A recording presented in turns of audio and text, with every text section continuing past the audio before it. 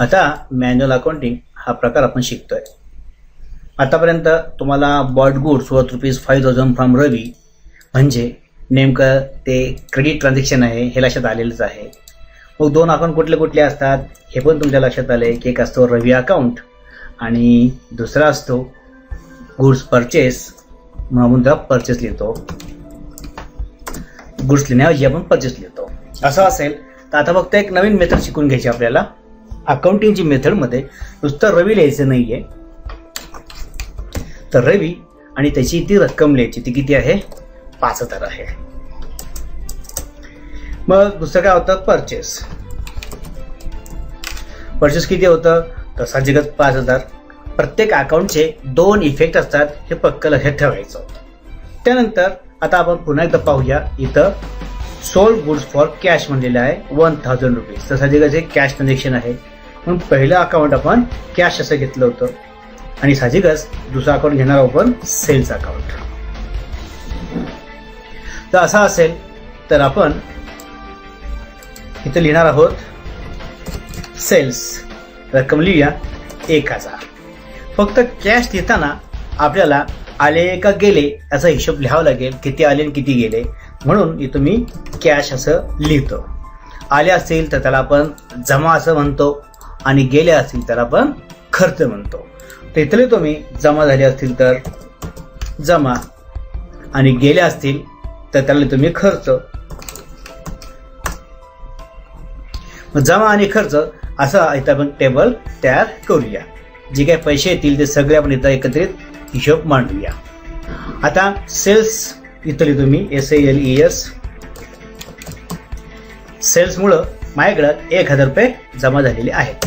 इतकं लक्षात ठेवा की प्रत्येक ट्रान्झॅक्शनचे 2 इफेक्ट आहेत. पहिल्याचे 2 केले मी, तसे दुसऱ्याचे पण 2 केले. त्याच्यानंतर तिसरं ट्रान्झॅक्शन आहे पेड सॅलरी. साहजिकच हा व्यवहार कॅशमध्येच होतो म्हणून पहिला अकाउंट आपण कॅश लिहिणार आहोत आणि दुसरा अकाउंट आपण सॅलरी लिहिणार आहोत.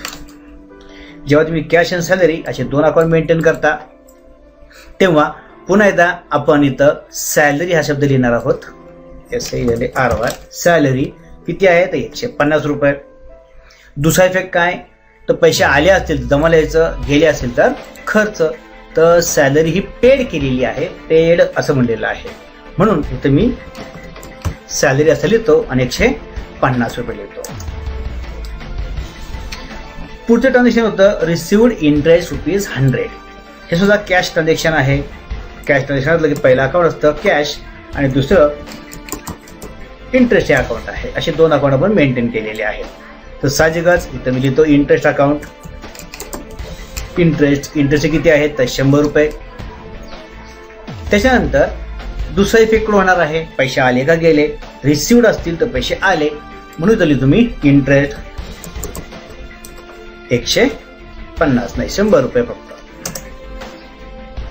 त्यानंतर बॉट मशिनरी फ्रॉम टेल्को असं म्हणलेलं आहे. हा उधारीचा व्यवहार आहे म्हणून क्रेडिट लिहिलं आणि क्रेडिट असेल तर आपण संस्थेचं नाव लिहितो किंवा व्यक्तीचं नाव लिहितो.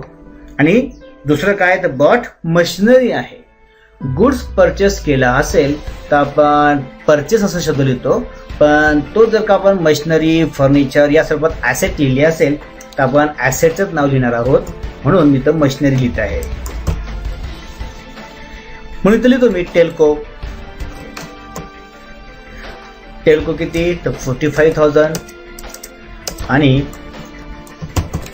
मशिनरी सुद्धा 45.